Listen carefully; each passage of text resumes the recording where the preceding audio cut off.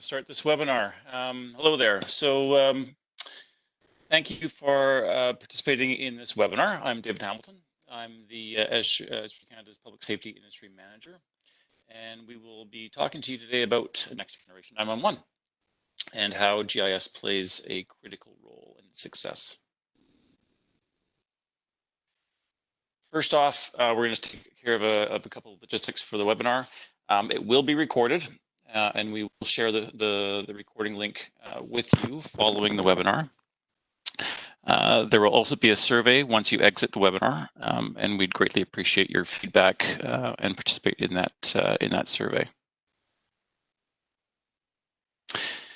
If you have any questions about the content we're presenting, please use the Q&A panel. Be sure to choose to ask all panelists and then type in your question in the box and click send. It's that easy. We will respond to questions at the end, but please feel free to type your question in at any time. Lastly, there will be 3 poll questions during the webinar, and your participation in this would be greatly appreciated as well. With me on this webinar today, we're very lucky to have 2 excellent subject matter experts in 911, Next Generation 911. First up is Holly Barkwell. Holly is the Canadian Director of the National Emergency Number Association, so NENA for short, and is the Public Safety, Telecommunications, and Technical Business Specialist for the Barkwell Holland Group. The second subject matter expert is Rob Darts. Rob is the Service Delivery Manager of Fire Technology and GIS for Ecom 911 in Vancouver. And he's also co-chairs on the GIS subcommittee for the Emergency Services Working Group here in Canada, and also chairs another one for NENA, which is an international national Emergency Number Association. The agenda today, we're going to be covering off the current E911 system, discuss how things work there. Then we get into Next Generation 911 and get into some of the implementations and the technical aspects of that. The role of the role of GIS in Next Generation 911. Then we're going to talk about some GIS data aggregation. I'm going to hit up the readiness education piece, and then where did we go from here? So with that all said, I'm going to remain in control of the slides. I have the power, but I'm going to pass the voice over to Holly, and she's going to take it from here. Holly. Thank you very much, Dave, for that eloquent introduction. Pleasure. And as I mentioned earlier, we have a bunch of information to cover, or as we were discussing earlier, we have a lot of information to cover today in a short period of time. So without further ado, I am going to talk to you a little bit about the current 911 system, how it's worked today, why we need to change to NG, and what the impacts of that are going to be on PSAPs. And because GIS is going to become a fundamental core component of NG 911 going forward, how that is going to affect municipalities and GIS data management. So the current process today for 911 is a call. Someone picks up a call to call for help. So when they dial 911, there are a system or a number of services in place that put the call on a network, identify at the carrier's end that it is actually a 911 call, and then do some black magic in the background and make sure that it gets routed to the appropriate PSAP based on theoretically where the caller is located. So there are a number of tasks within that. So the network has to receive the call, they have to determine the location of the caller or the device, route the call to the appropriate PSAP so that the PSAP can confirm the location and the emergency type, and then while initiating the response is not technically part of the 911 process, it is an important piece of the public safety chain of response. Next slide, Dave, please. The first thing that needs to happen is when the call comes in the original in basic and regular 911 service, when a call came in, the call goes to the carrier or the 911 service provider's set of databases, and they do a manual lookup based on routing tables. And in some places, it's called the Master Street Address Guide, of which some of you may be familiar or not. And that worked fairly well when we had landlines. Once we moved to mobile technology, that kind of threw a wrench in the works. So we had to come up with some other methods for determining where the event and the caller were in order to establish for the PSAP how and where they should respond. Next slide, please. So once they do that, once the PSAP knows where the call is, and they will do a manual confirmation with the caller to determine where they physically are and where the location of the call is coming from, they will send resources to address the situation or to respond to the situation. Now, with the current 911 process, what we do is, for landlines, it's easy because it's associated with a civic address. And the 911 service providers coordinate all of that information and put it into a set of routing tables, which they use. With mobile technology, it's not as precise. Sometimes it's based on triangulation, which you can see demonstrate. Oh, Dave's gone ahead a few slides. Nope, sorry. Sorry for that, Ollie. Want me to go back? Back up again? Yeah, one more, I think. There you go. All right, there you go. Thank you, that's it. So they can make an estimate on where the location and the caller currently are at, so they can determine the best response to send to that event. So if you go to the next slide, you can see what a generic PSAP, once the call is received, what a call taker would do with that. Next slide, please.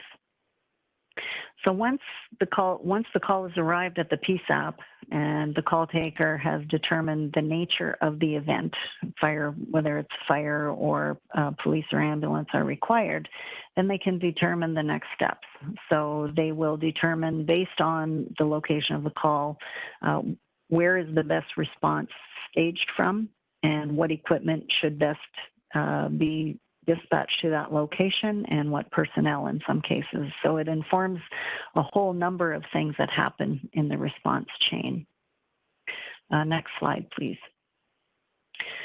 Once units are dispatched to an event, many times responders have technology in their vehicles that also actually displays mapping information, so they know where they're going, how to get there, so they can do AVL, or automatic vehicle location. They can actually do dynamic routing. So if there are streets under repair or rivers in the way, they can use some rule-based engines to inform the response to help responders get there faster. Now, why does all of this matter? Next slide, please, Dave. It matters because originally, the 911 network was designed when everything was landline based, which meant when you called 911, you couldn't physically move because you were tied to a cable. So they knew where you were. It was fairly easy to establish location. Now, more than 80% of calls are coming from cell phones or smart devices, which means people are wandering around. And as we saw in earlier slides, the methods of determining precise location in some cases are vague. With newer smart devices, they can actually transmit the GPS coordinates right from the device, so that will improve things. However, the existing network cannot yet consume that information everywhere. So some municipalities have been able to implement solutions to that, others not so much. So the user experience is not consistent across the country. The intent of Next Generation 911 is to change that so that any citizen calling 911 from anywhere has exactly the same experience, and 911 knows how to locate them so they can receive help quickly. Next slide, please. And the trend over the last number of years is that more and more people are giving up their landlines. So we have to improve the way we locate calls. In 2012, the Canadian Red Cross conducted a survey. And this, I almost hate talking about this because I'm kind of embarrassed about it. This is 2012 data. 63% of population surveyed think emergency responders should be prepared to answer a call for help on social media. And 33% believe that help would arrive if a call was posted through social media. That was 8 years ago. That was not the case then, and it's certainly still not the case now. In the NG world, we should be able to address that in a better manner, but not on the existing technology. Next slide, please. So what is the crux of all this? Well, the existing 911 network across Canada is based on 30-plus-year-old technology, analog technology. To be more precise, the call location is based on the address of a landline, as we talked about with a civic address. There's no ability to digest text or multimedia information, although we have shoehorned numerous enhancements onto the platform in an attempt to keep cost low and keep the learning curve low for PSAPs and not to interfere with existing workflows, because that gets expensive with training and things. So it was all in an attempt to manage costs and keep agencies functional without introducing too many new things at one time.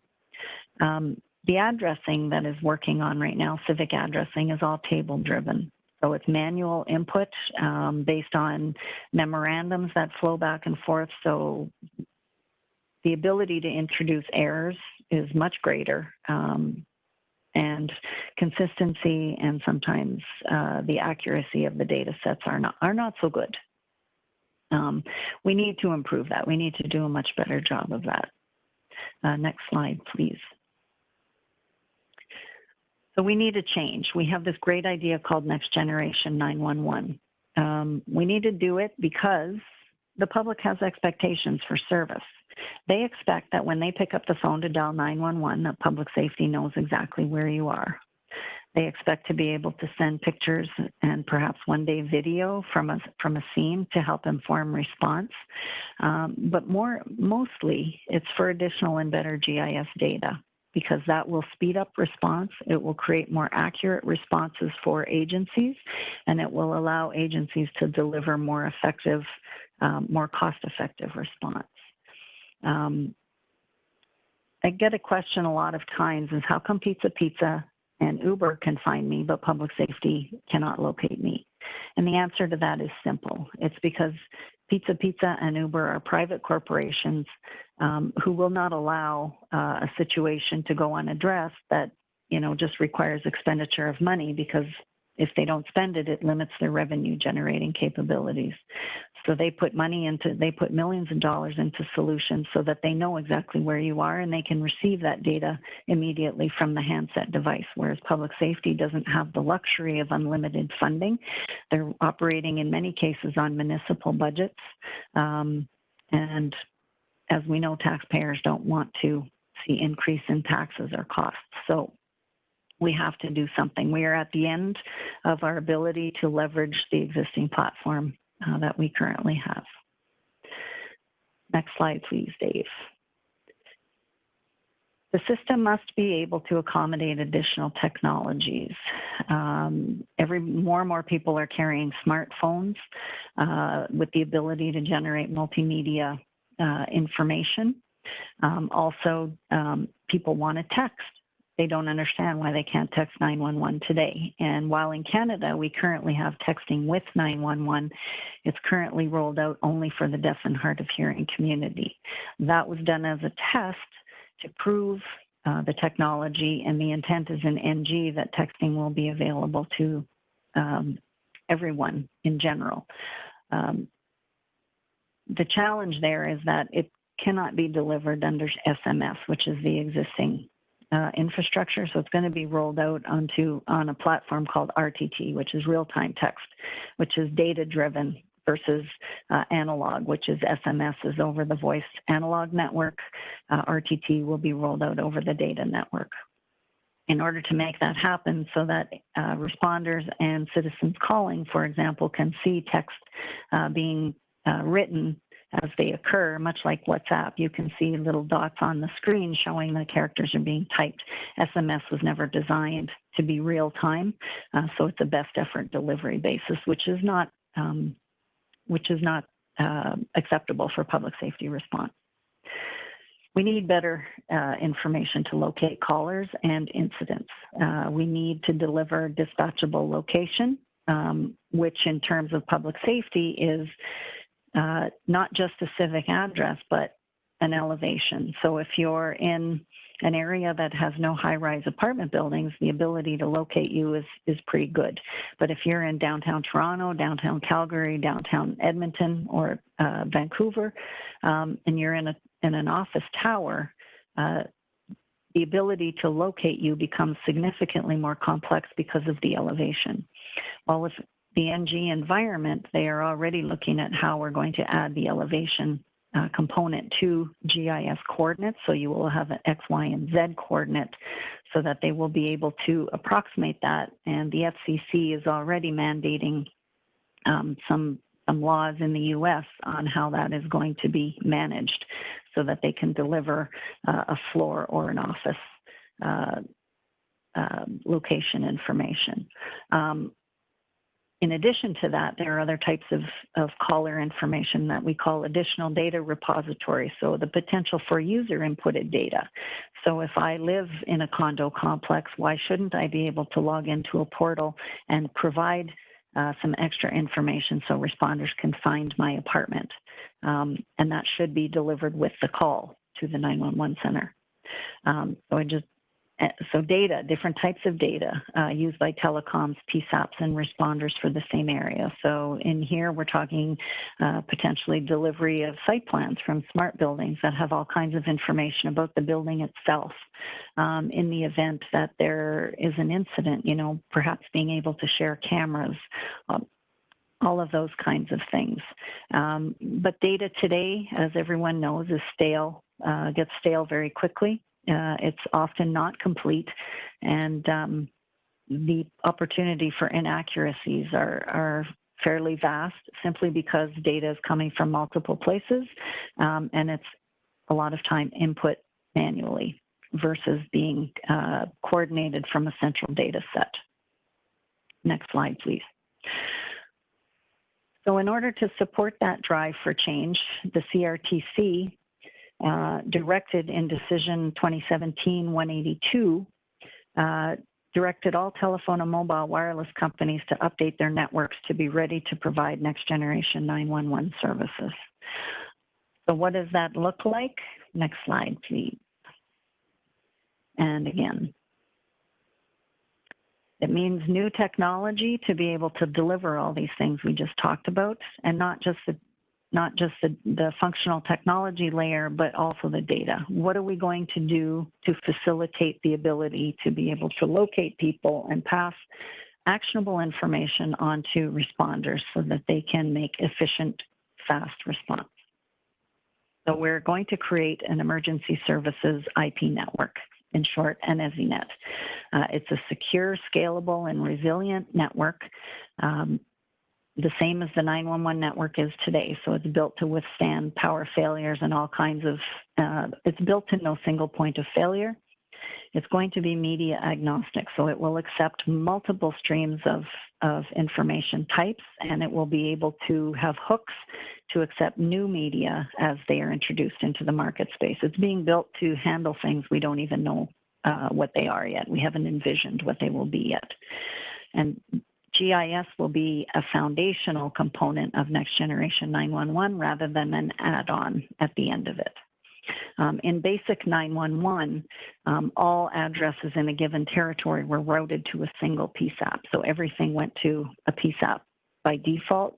Now we have the ability to actually dynamically route calls based on the location. So if a PSAP goes out of service, calls can be dynamically relocated to the next closest PSAP and be able to identify that there's an issue, so that PSAP will be able to pick up calls right away and carry on, and the user will experience no change. They won't know anything has happened. So we're now going to also migrate away from civic location in the future. So we will continue using civic addressing, but we're going to supplement it with dynamic GIS information. So over time, we will get away from what we call the selective routing process today, which is the manual lookup tables, over to active GIS systems to route calls and determine within the public safety community on the CAD systems where callers are located. What that means is that GIS data needs to become public safety grade. And what exactly does that mean? Well, that is now a paradigm shift. And what we are talking about today is what exactly does that mean, and how do we start that process of determining whether your GIS data set is going to be suitable for next gen. So the first thing I want to say is that this is no need to panic. 911 is not going to break if the GIS data set isn't ready on day one. The idea is that where it's available, active GIS data will be used to route mobile calls, but civic addressing will still be used for landline-based calls. So NG is going to be the biggest fundamental change in 911 since the invention of the telephone. And that is extremely true. But it's going to change over time. It's not going to be a day one requirement and the old methods will die off. It's going to be running old and new in parallel for some period of time until all agencies are switched over, and then they will simply turn off the old system once everyone is confirmed and running under the new environment. However, there is work to be done from the GIS data steward in preparation for that. Next slide, please, Dave. So if we look at this slide, the future of NG 911, we have new sources and types of information that public safety has not yet had the pleasure of dealing with in an automated format. All of these types of things are available now, but it's a manual process, and public safety has to either maintain the data locally themselves, which becomes very cost prohibitive because data gets stale. You need people to manage it, to update it, and they have to keep it in a local repository. So they either have to send people out in order to keep the data updated, or they have to spend money developing custom interfaces in order to receive the information. In next gen, that model is going to flip, and the onus is on the owner of the information to be able to provide it to public safety. So we're going to see things like the Internet of Things, so sensor data, high water dam levels, blueprints for buildings, visual imagery for parks and things, for things that we can't necessarily see on a road network. Telematics is a big thing. Just imagine if a responder is going to an event and there is a car accident or a motor vehicle accident. If you knew how many people are in the car, whether there was a rollover, whether people were wearing seatbelts, the change in speed when the car stopped, and the exact location of the vehicle. And if somebody was ejected from the vehicle, you would know that because you would know how many seatbelts were deployed on impact. So these types of things can really help responders better prepare for what they're going to see on scene, save time, make sure they dispatch the right equipment the first time so they don't have to call for backup once they arrive on scene and assess it visually. GIS can also allow for real-time routing, which means that if roads are closed in an extreme weather event, for example, you have road flooding, etc., you have systems such as Waze that crowdsource information. So if you find out that a road is blocked and out of service, you can route vehicles around that and use means to improve response time and better protect your responders. Next slide, please. In addition to that, we talked briefly about the Z coordinate, which is elevation.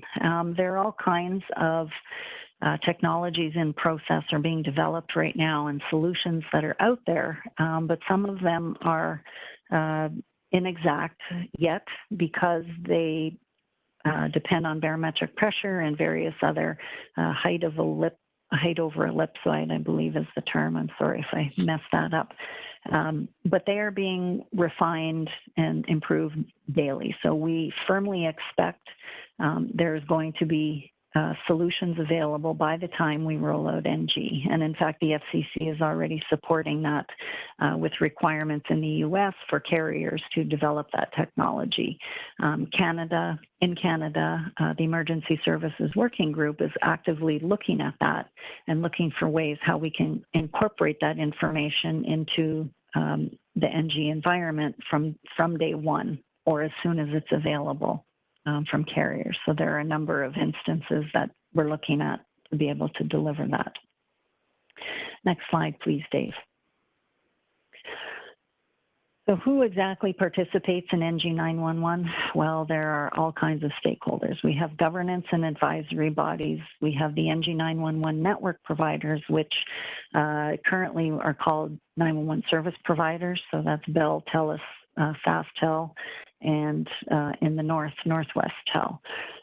We have data providers that are coming into play that we've never had before. You've heard of OnStar. So today they send all kinds of telematics information to PSAPs, but they have to do it verbally because there is no mechanism to send that data electronically into PSAPs, which significantly slows down the process. And in many cases, PSAPs are not able to take advantage of data that would be very helpful. NG will change that. And consumers, of course, depending on what devices they use, when handsets are developed and manufactured, many times they're released with technologies that we don't know what consumers are going to do with them until we get them into the hands of consumers, and then they determine the use cases for those things.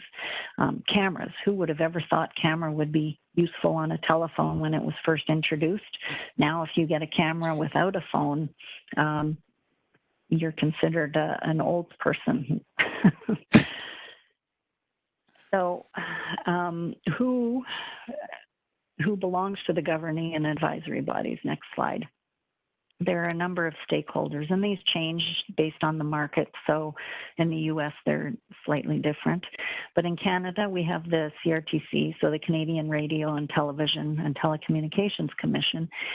This is the group that has oversight authority over the 911 carriers. They do, and the network, telecommunications networks. They do not have any authority over public safety agencies or emergency response in any way, shape, or form. But they do mandate, or they do have oversight authority over the carriers. So many times they make mandates that affect the carriers that trickle down into the public safety community. We have, through CISC, or the Canadian Interconnection Steering Committee Group, the Emergency Services Working Group, or ESWG. I'm throwing a lot of acronyms at you today, that's okay. This is a group of public safety professionals right across the country working on all kinds of different projects related to NG 911. I think we have 21 or 22 different technical information forums in progress right now. So we have over 400 representatives from across the country working really, really hard as volunteers. All this work is voluntary, figuring out how we're going to transition the country over to NG 911 right now. And of course, then we have NENA is an integral stakeholder. So NENA is the organization that sets the standards. So NENA actually developed the I3 standard upon which Next Generation 911 was developed. NENA develops call handling standards, and they are developing GIS addressing standards as well, which Rob will be speaking to shortly. And NENA is an advocacy group for all things 911 training and governance and funding. Next slide, please. Right now, for the NG 911 environment. The existing 911 environment has I think about 7 providers. In the NG 911 environment, that is going to shrink to 4. So it comes down to the carriers in various territories. So we have Bell, SaskTel, TELUS, and then in the Northwest Territories, we're going to have a joint project effort by Shaw and Bell to deliver NG services in that area. We have a number of data providers. Next slide, Dave, please. Again, I mentioned earlier, we have numerous stakeholders. So we have government, we have municipality, we have regions and counties, provinces, federal entities, and First Nations, all interested in how this is going to work. We have other stakeholders, non-government organizations, and we have private entities and public or Crown Corporation entities like CN Railway Lines, transit authorities, companies like Bruce Power, the dams, etc., in different provinces, and I know I'm probably missing a few others that are important. Ministry of Natural Resources, etc., all use these data sets currently or are custodians of data sets that would be helpful to public safety. Next slide, please. So we have the users, of course, at the end. So we have the NG 911 network providers or your carriers. We have the PSAPs, we have the owner operators, and we have first responders.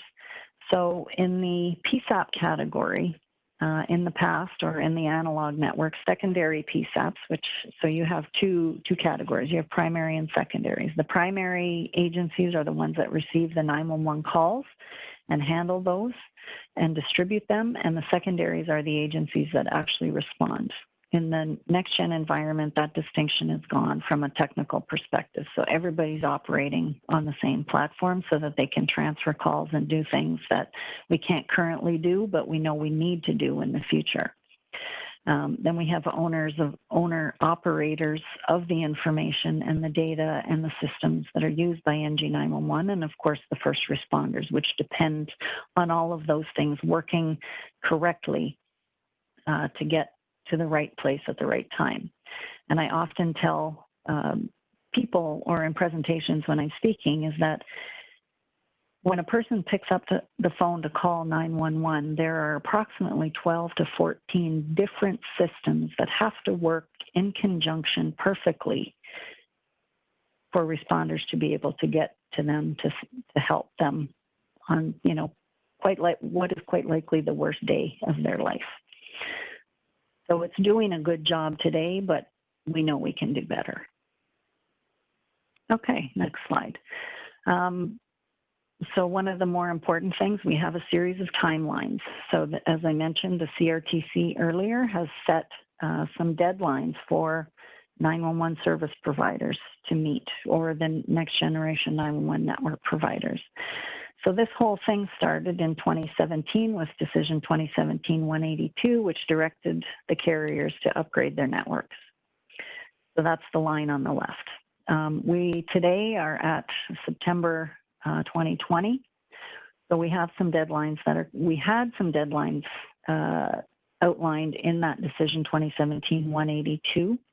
And we were supposed to have IP voice ready by March 30 of 2020. Well, that date has come and gone. Things slid, obviously, because of COVID and other emergency situations. So the CRTC has revised those dates. So we have to have, or carriers are directed to have the IP voice network ready for March 30th, 2021. Real-time text is to be ready for March 30, 2022. And the old system was set to be decommissioned as of March 30, 2023, but it's now been moved to 2024. Actually, I don't think those are correct. I think that should be June 30, 2024. Now, those were interim dates that were put in by the Commission because of COVID and a number of other priorities or emergency priorities that emerged due to COVID. There is now a public consultation out looking for input on whether those dates need to be further extended or whether they are good as they are. So the expectation and what we are recommending to everyone is that you go with the existing date of 2024 to be ready to flip over. And that should be, yeah, I'll have to check that. I think that's June 2024, not March. Anyway, so the last thing I want to leave you with is the timeline considerations.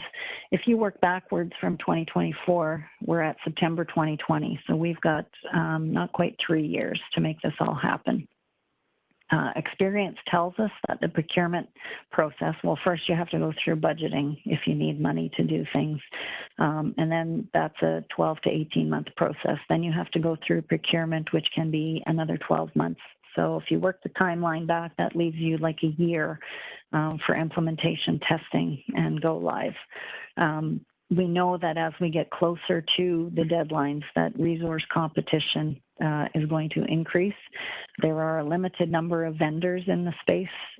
Agencies have a limited number of resources, and obviously GIS departments have limited resources as well. So getting planning started now, investigating whether your data is in order. If not, what administrative processes and workflow changes can you make starting now going forward, so that over time, the amount of time it takes to distribute updates to your stakeholders, so to the PSAPs and anyone else public safety related that needs to rely on those can be reduced, because the gold standard within the new NENA GIS standard is eventually 72 hours to turn around data updates. And with that, I will turn it over. Who's coming next? Rob, I think. Rob's coming next, but first off, we got our first poll question. And so magically it appears, or should be appearing on your screen there. We got about 30 seconds or 20 seconds to respond. So if you could all select your appropriate answer to the question, how is your organization currently providing GIS data for 911 purposes? It'd be greatly appreciated. All right, the poll has ended. That was pretty quick. Hopefully you guys got a chance to answer that there. All right, moving on to, I think Rob's gonna be yes, I'm up next. Taking it from here, yep. Excellent. All right, thanks, Dave. Thanks, Holly. So yeah, today I'm gonna talk about the role of GIS in Next Generation 911. Some more specifics. Holly's done a great job of providing a lot of information already. Next slide, please. There we go. There we go. All right. So one of the fundamental changes with regards to GIS and NG911 is the fact that in NG911, it relies on point and polygon to process the location or where the caller is and the emergency. This is a significant change, as Holly mentioned today. Many agencies still, or most agencies, are using the Master Street Address Guide, which is a tabular way of locating and routing of calls. And in NG, the caller's location will be geocoded based on address or lat long if we're talking cellular calls. So that provides a really significant improvement in terms of the caller location, the emergency location, which allows the calls to be routed very effectively. Next slide, please. So there's a lot of work to do, and as Dave mentioned, I'm co-chairing a couple of working groups with regards to GIS and NG911. The one on the screen here is specifically the NG911 GIS data model, but really what we're talking about is for NG, we're talking about the content of the data, what layers, how the currency, how often the data needs to be provided, and then of course the accuracy of the data, which again, because we're talking emergencies, there is some importance with regards to accuracy. Next slide, please. So there are a number of required layers spoken to in the NG911 GIS data model. First, I'll speak to the required layers. So road center lines, so addressed roads, again, that assists with the geocoding of the caller or emergency location. Site structure addresses, so those are point address locations. And then one thing I'll point out is that though all of these are required layers, they do not need to be fully populated in all areas. So for example, if in your area you do have street center line, but you don't have point addresses, or you only have point addresses for urban areas and not rural areas, or vice versa, that is fine. Again, a lot of this here is around continual service improvement. The data will get better as time progresses, but I'm just speaking today to the layers themselves. The PSAP boundary, or the public safety answer point boundary, so those are the 911 call centers, and as Holly pointed out, both primary call answer and secondary. The emergency service zone boundaries, so police, fire, and emergency medical services, and the provisioning boundary. So that is basically identifying who is the authoritative source for GIS data in a given area. Next slide, please. The strongly recommended layers are street name, aliases, provinces, which I think is fairly straightforward, counties or equivalents, and that one can be a little bit trickier depending on where you are in Canada. We're actually having, and I'll speak to it a little bit, in the other NENA working group that I'm co-chairing, a lot of discussion in Canada, and there's a lot of variety in terms of counties or county equivalents, but that is a recommended layers. Other boundaries such as unincorporated community or neighborhood boundaries, so that's particularly important when you're outside of incorporated municipalities. Again, assist with locating callers and other zone boundaries. Next slide, Dave. And the number of recommended layers, railroad center lines, hydrology lines and polygons, so water, rivers, streams, lakes, that sort of thing. Cell sector location, and mile marker or distance marker locations. Again, these are recommended, not required, but certainly useful, particularly at the public safety answer point, the PSAP, to the caller or the emergency. Trails and footpaths and landmarks or common place name locations on the mapping. Next slide, please. So again, I spoke just at the beginning there, very high level, but really the content, the data, those layers are really there to support location verification or validation, and really primarily is to get the call routed to the correct public safety answer point, to the PSAP, and allow then, once it's at the dispatch center, to allow for routing and management of the event. The NENA sets out a number of goals, and this one they are looking for 98% data accuracy. So again, it's certainly not 100%, and I think that can improve. It will improve over time as the data is provided. In terms of currency, and this one I do want to stress here, this is an aspirational goal, but NENA is hoping that we will get to the point where we can provide updates within 72 hours of the authoritative source, the municipality as an example, being aware of and providing that data for the purposes of 911. It's really not expected that you'll get there from day one. It may take some time, but certainly that is a goal that we're trying to work towards. And in terms of accuracy, at the 1 to 5,000 scale, we're looking at 4 meters within 95% confidence. So accurate, but obviously not survey grade accurate, but certainly more of an accurate enough to allow first responders to find emergencies and locate callers. Next slide, please. So just a few sort of quotes here, and I just want to again highlight the importance. This one from NENA: GIS data is mission critical to the success of NG911.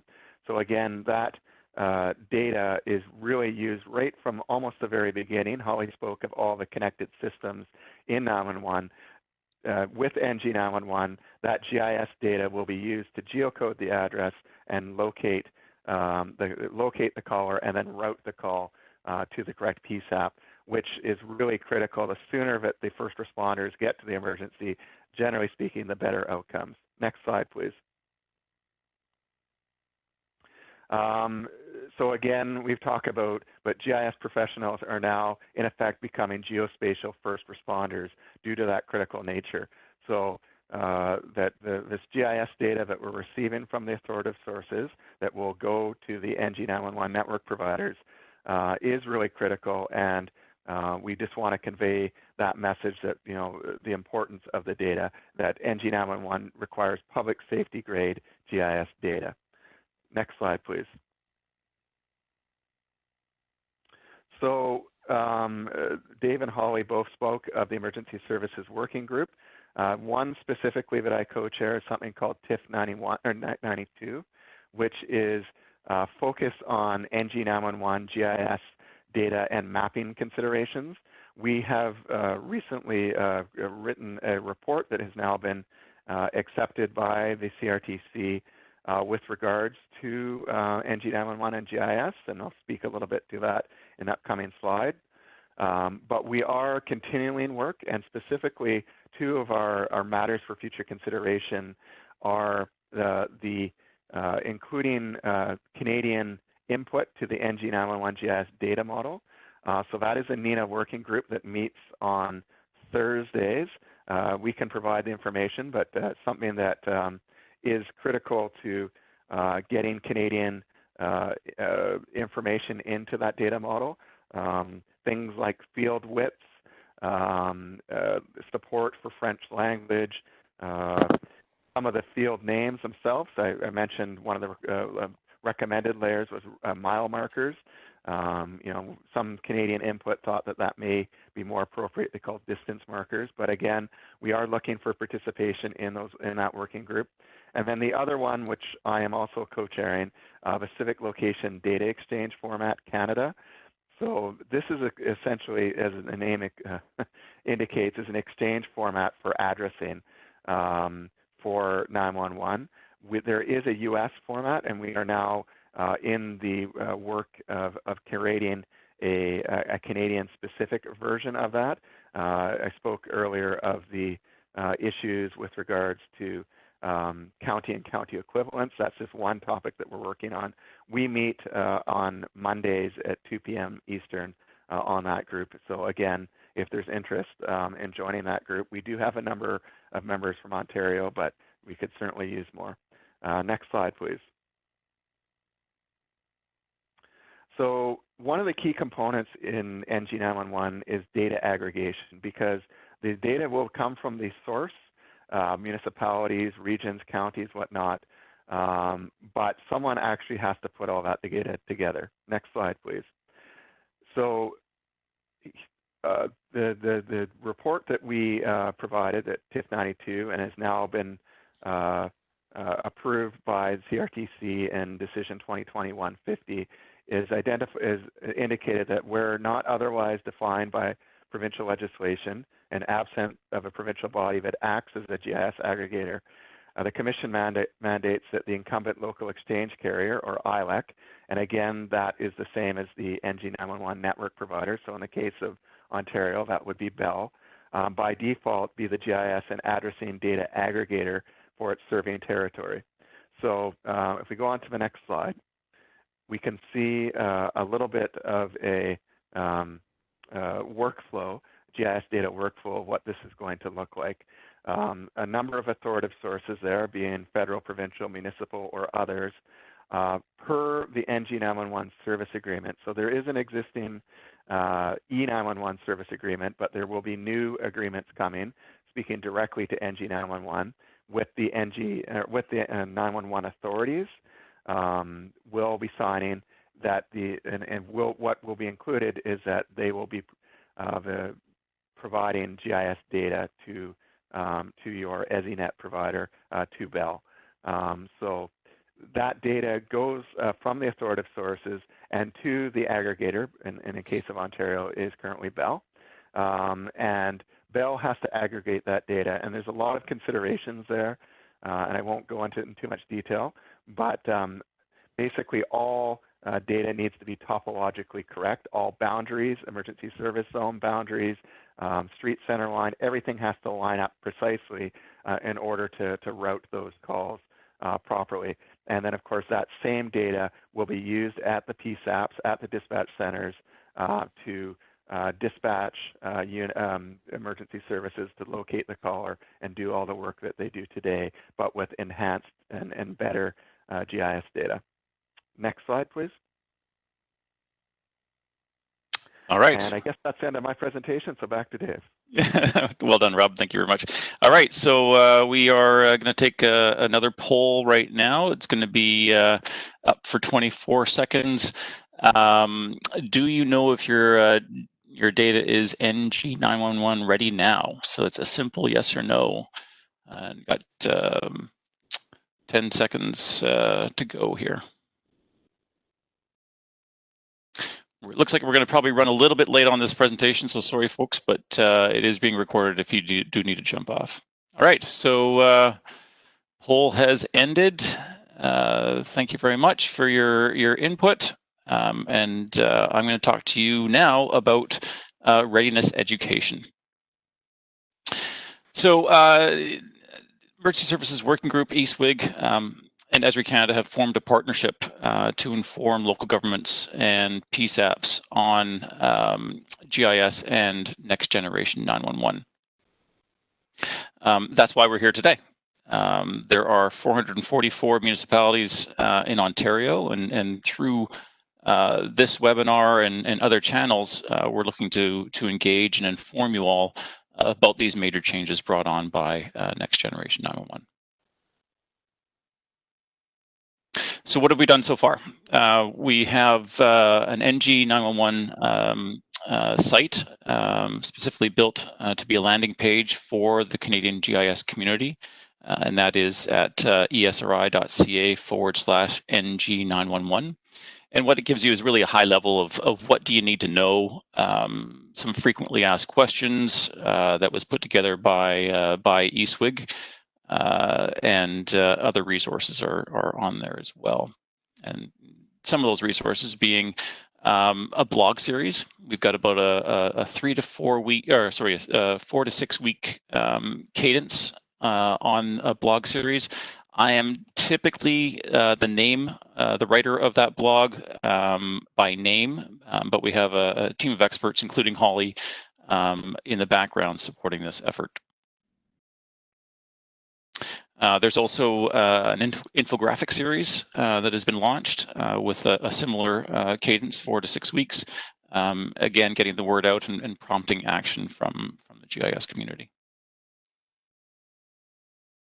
We also have a few slides. The one on the left there is a 2.5 minute animated video on what Next Generation 911 is and how GIS plays a role.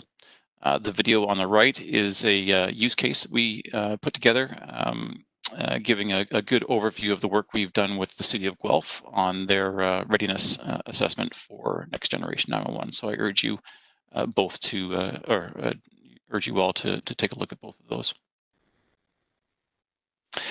Speaking of readiness, we've worked with several municipalities, including I mentioned Guelph, on readiness assessments. In this, we look at really the complete picture of address and centerline data management with the municipality. In that, we're taking a look at, we're doing gap analysis, integrity checks, process flows, ownership reviews, etc. In the end, we provide a report card and recommendations back to the client for their action moving forward. And you can see a couple of those examples of what those scorecards would look like, where we're showing, on the left there, you're showing the mandatory data and conditional data, and the scores between both of those. So red's not too good. As you move into more of the green, that's the good stuff. Looking at this example here, we've got mandatory fields got a B, whereas conditional fields got an E in a letter grade. So that's where we're talking about that public safety grade GIS. Okay. Back on Guelph a bit, of utmost importance to the readiness assessment is the participation of key stakeholders.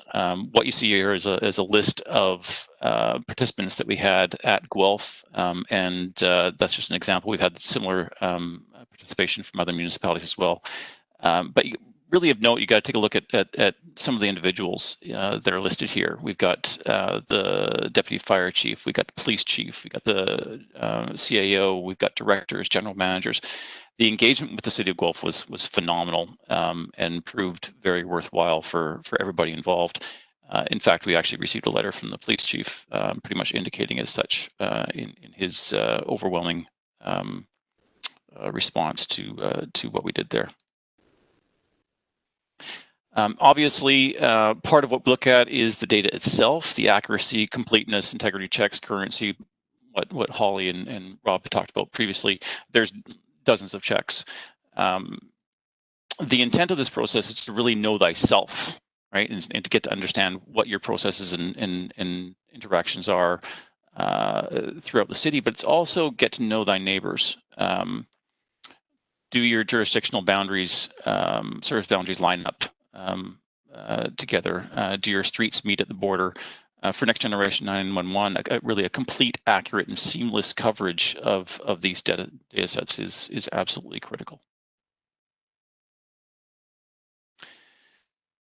So what you're seeing here is what we actually see in a lot of cases in many municipalities. Unfortunately, this is just all too common. Memos going to police, fire, ambulance in terms of address changes and street updates.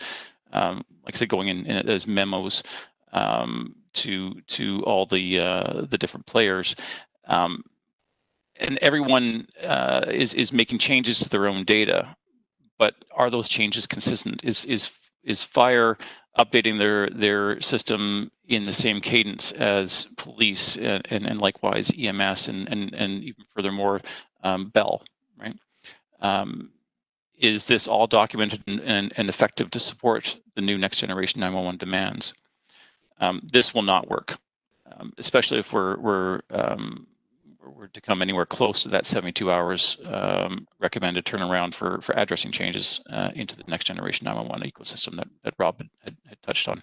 It's going to take a while to get those processes and procedures in place to come anywhere close to that 72 hours. So what are we finding? We're finding the 911 data provision is really an informal activity in many municipalities. It's not in people's job descriptions or performance objectives.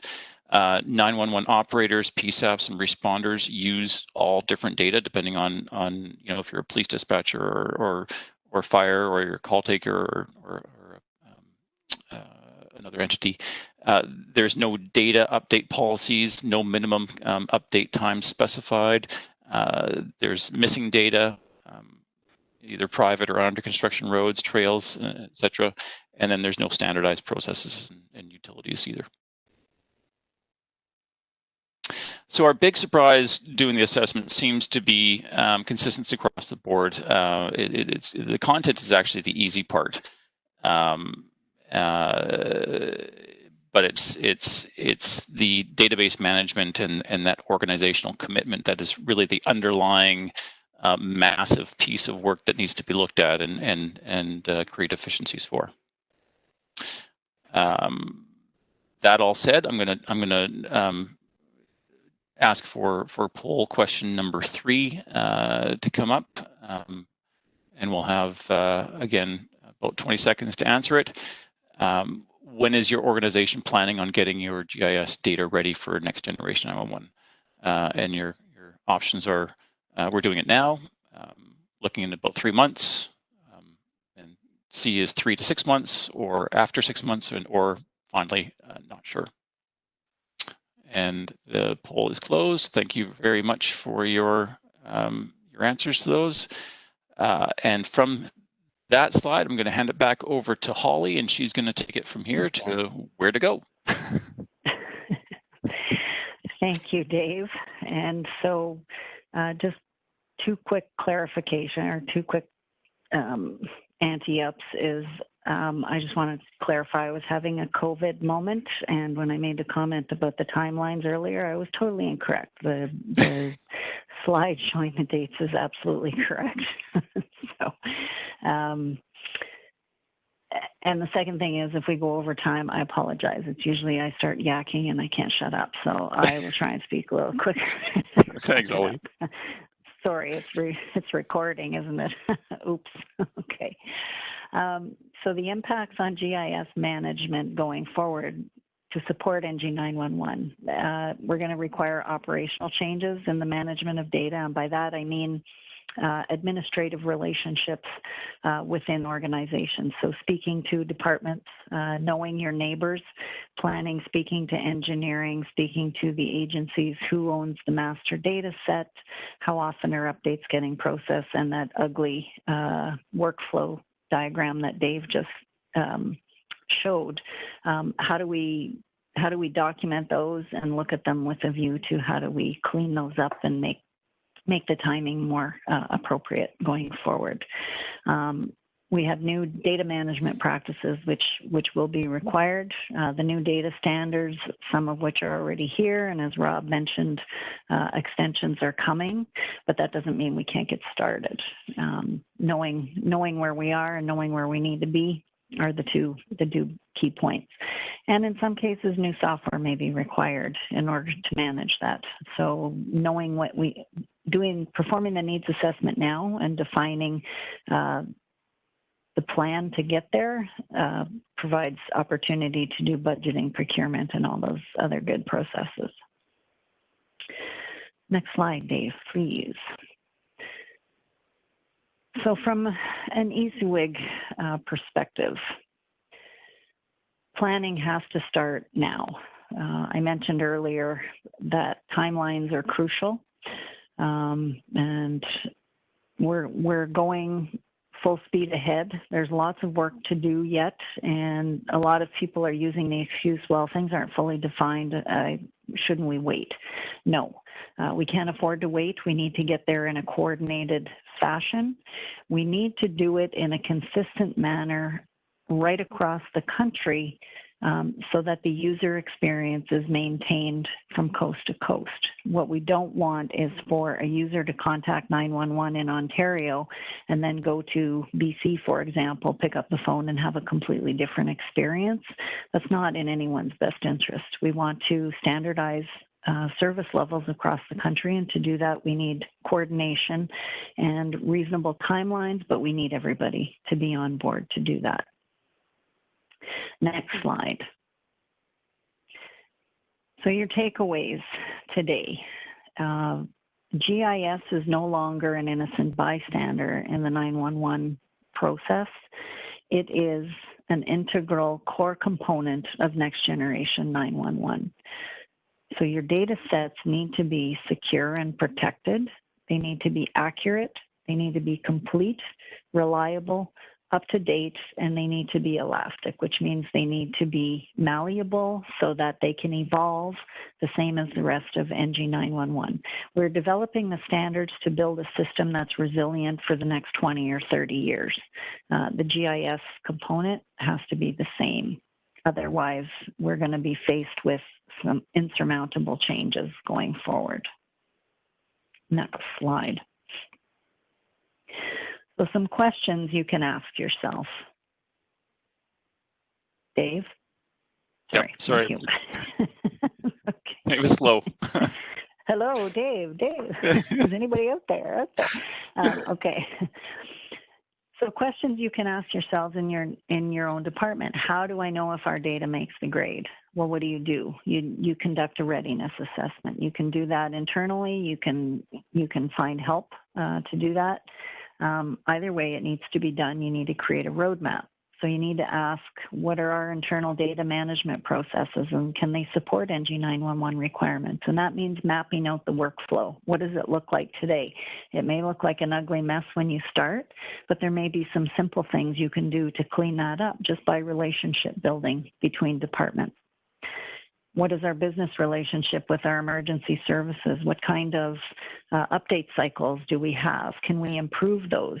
Are they an active stakeholder in how GIS is managed within the department, or are they just, you know, a user on the end that they get fed the information and they have no say in how it's managed?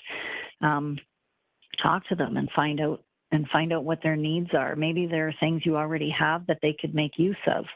I hear over and over again from agencies that, you know, they get into situations where they end up modifying their own unique data set only to find out that their changes get overwritten when GIS releases an update.